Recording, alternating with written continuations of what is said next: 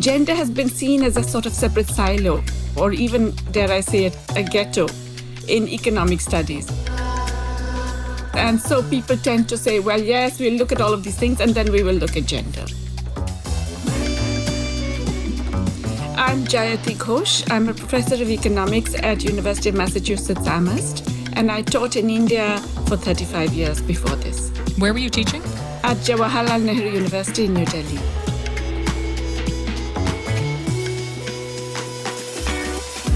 Welcome to this Women in Economics podcast produced by the International Monetary Fund. Today's episode, our second in this series that showcases extraordinary work by women in a field dominated by men, looks at why care work is rarely captured in GDP and how our vision of productivity is skewed because of it. We can't understand macroeconomic behavior or even how ordinary markets function without recognizing these gender differences because of unpaid labor.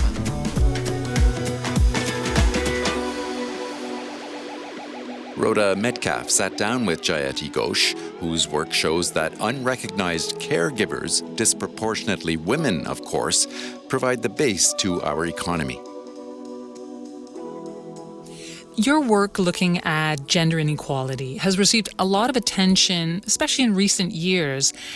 And you really highlight the connection between the care economy and the income gender gap. Can you explain this connection?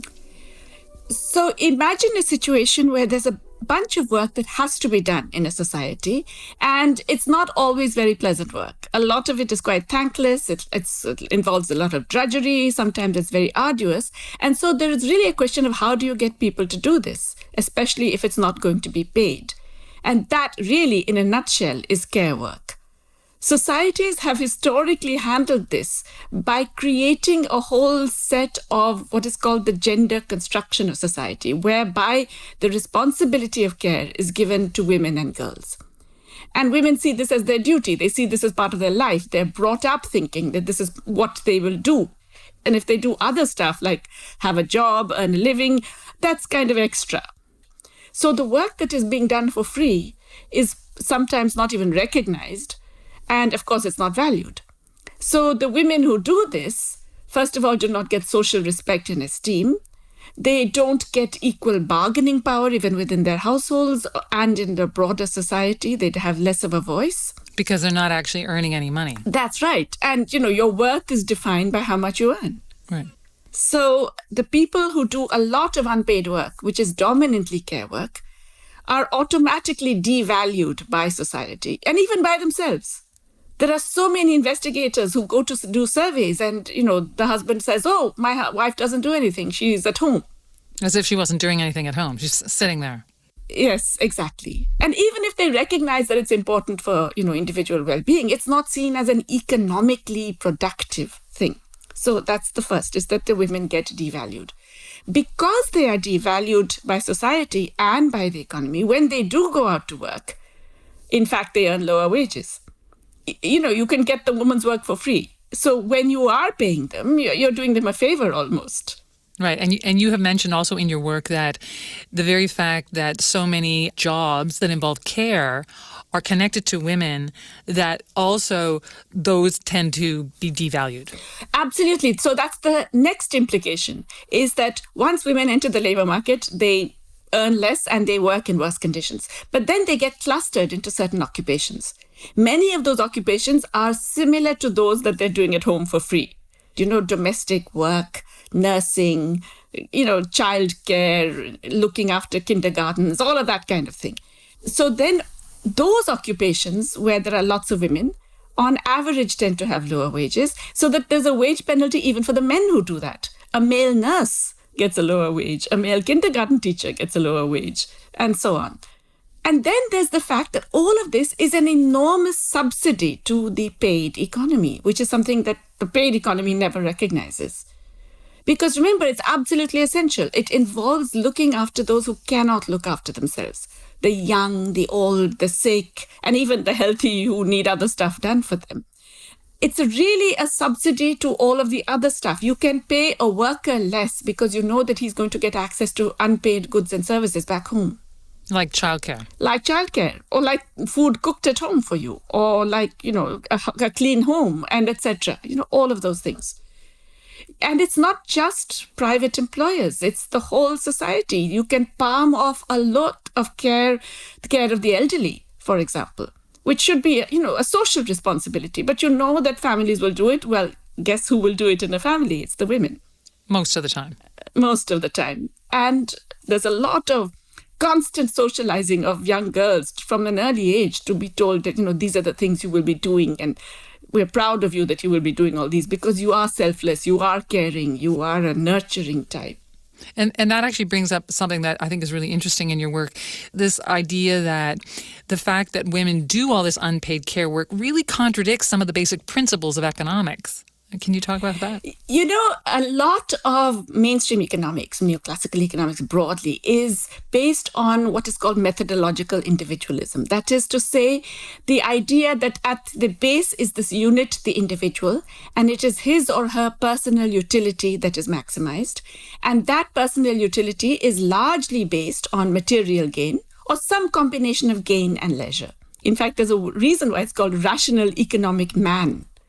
The reason you can get away with that is because you're completely ignoring care work. You cannot explain care work that way. There isn't anything in it directly for you. You're doing it out of love, out of concern. And that means that there is a massive decline in bargaining power of that care provider, because you can't just threaten to withdraw. Let's say a worker can go on strike and say, I will not work unless you pay me this minimum.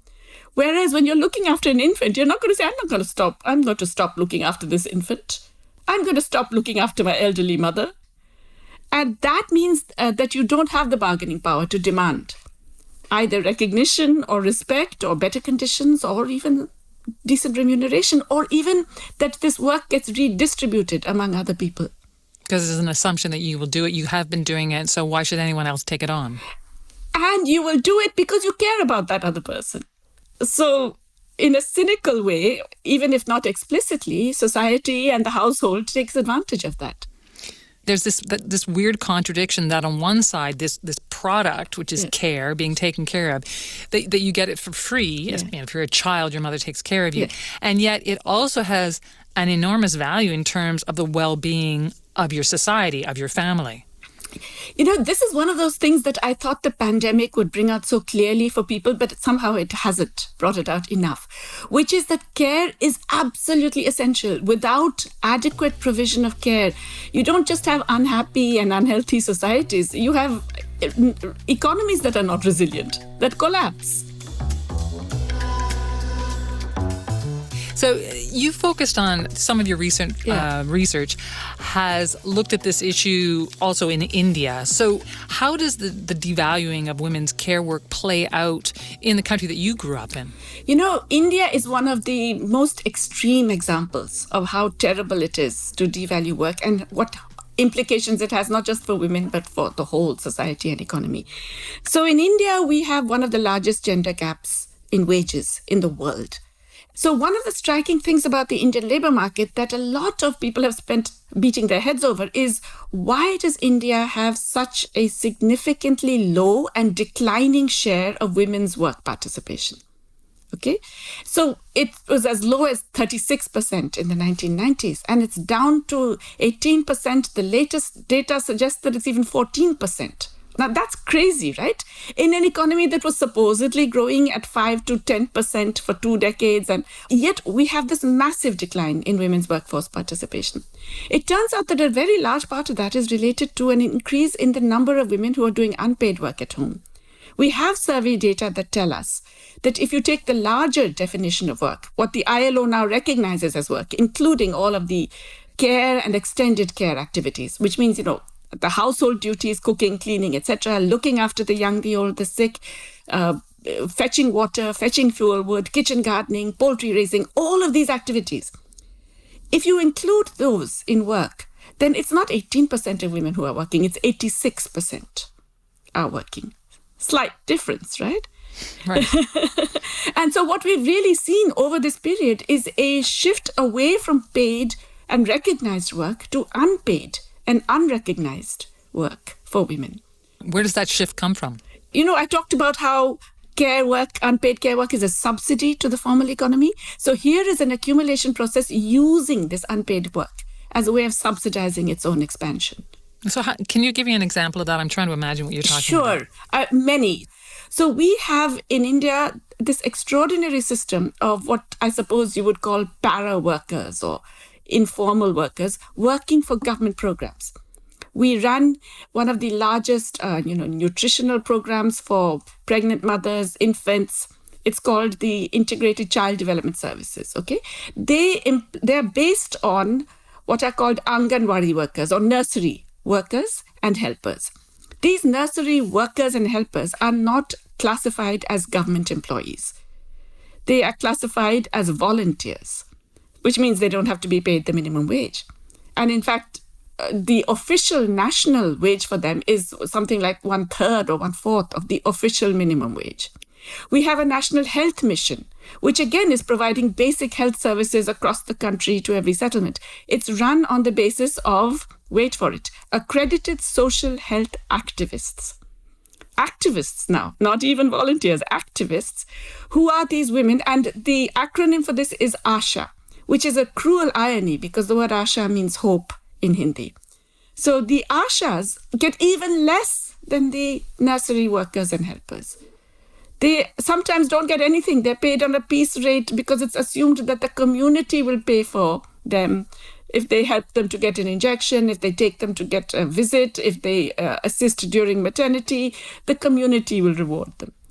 Can you imagine a health system and a nutrition system running on the basis of such massively underpaid workers? So I guess the rationale there is that if they weren't doing this work, they'd be at home doing something similar for nothing. Exactly. So it's a very convenient way for the entire growth process to rely on this unpaid work.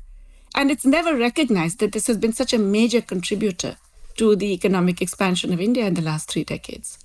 Okay. So, the fact that care work is done primarily by women and it's unpaid, unrecognized, what's the impact of that in terms of public policy, for example? And does everyone in society lose because of this lack of recognition, or is it only women who lose?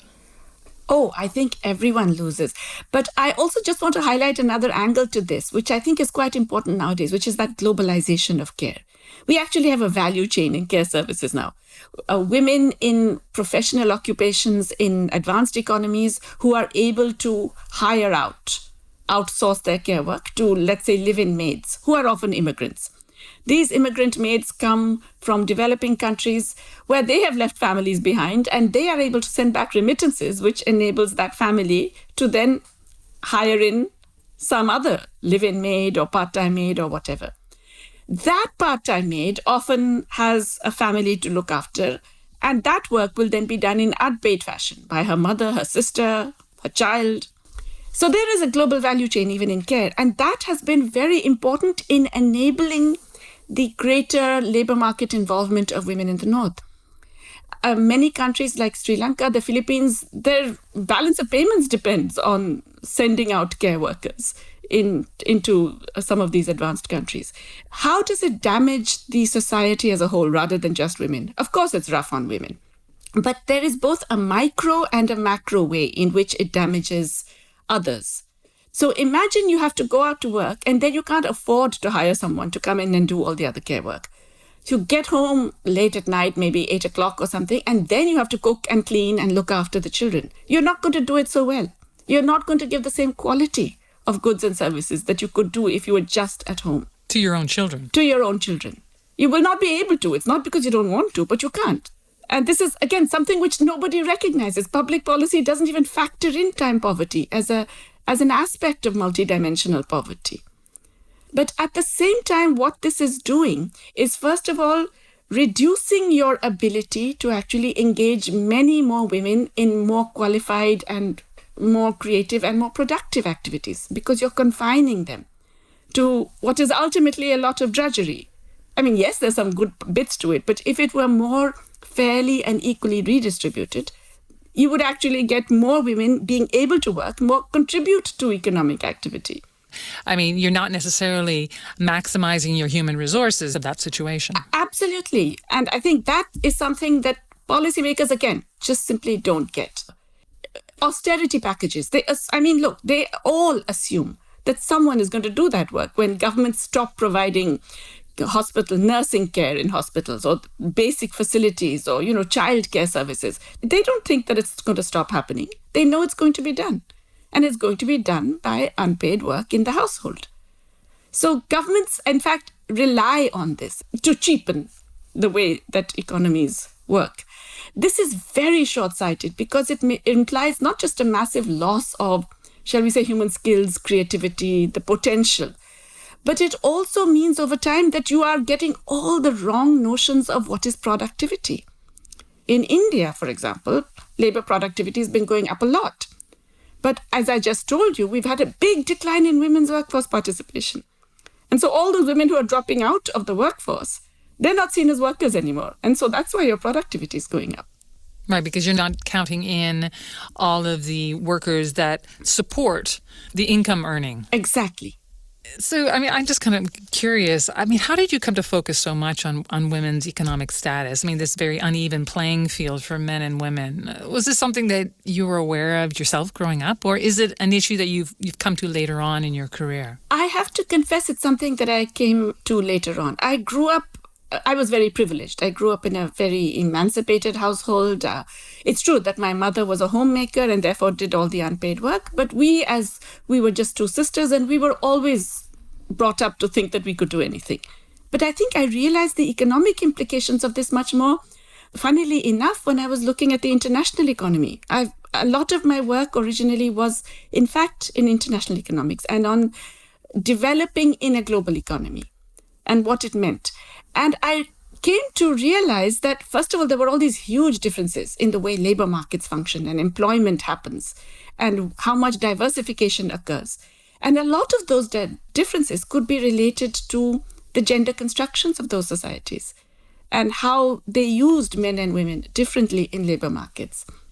So, are there solutions out there? Are there any programs, policies that are happening right now in the world that are doing a better job of addressing unpaid care work, in a way that makes society better? Yes, I think so. And well, if you want to think of the broad schema for this, feminist economists have been arguing for what is called the 5 R's, for unpaid care. First, obvious, recognize this care work. Acknowledge that it exists. Do the time use surveys that will measure how much care work people are doing and in what forms. Then, once you've recognized it, reduce as much as possible. In India, women spend hours and hours collecting water. So bring in public policies that enable water supply to every home, for example. But, reduce a lot of the unpaid work, which can be easily done if public policy addresses that. The third thing then, redistribute. It shouldn't just be women and girls within households. They do about 75% of the unpaid labor time in the world. It shouldn't just be them. It should be spread between household, private provision, and the public sector. So you need public provision of things like childcare, of things like elderly care. To free up women's time to do other things. Yes, exactly. Then fourth, reward the care workers whom you do pay. I just told you about the workers in India who are not even called workers, who don't get even the minimum wage and yet have to do really difficult and demanding things. So reward care workers properly. And finally, represent care workers. Give care workers themselves a voice, including the unpaid care workers, who really, there's no question of anybody even knowing what they want. Because this is essential work, which is much more essential than a lot of people working in, let's say, global finance. Right. But are some of these concepts being incorporated in programs that exist now? Yes. In fact, you will find that there are a bunch of countries where there's been quite significant improvement in many of these indicators. Argentina in the 2000s, one of the important things they did was through child support grants that enabled a lot of the transfer of care activities domestically to paid care services. They enabled trade unions and labor unions of women workers, paid and unpaid. Costa Rica has been doing something similar. The state of Kerala in India brought in a lot of innovative ideas about care. So they created voluntary groups who were paid volunteers, but community volunteers for health, looking after elderly care, ensuring that the elderly got access to people beyond those living in their immediate homes and families. And they did a bunch of other things which actually shifted some of the burden of care. There have been care cooperatives formed in Italy. There's very interesting innovations in care work in Vietnam. So I think, yes, there are societies where things are being done. It's not easy, and it requires a lot of pressure. Governments don't do this because they suddenly feel good. They do this because they have to. So I think the most critical thing is for voices to be raised and enough mobilization to occur for governments to feel they have no choice but to do some of these things. Okay, well, I mean, Jayati, Ghosh, your work really gives us all a lot to think about. and I thank you so much for speaking with me today. Thank you. It was a pleasure.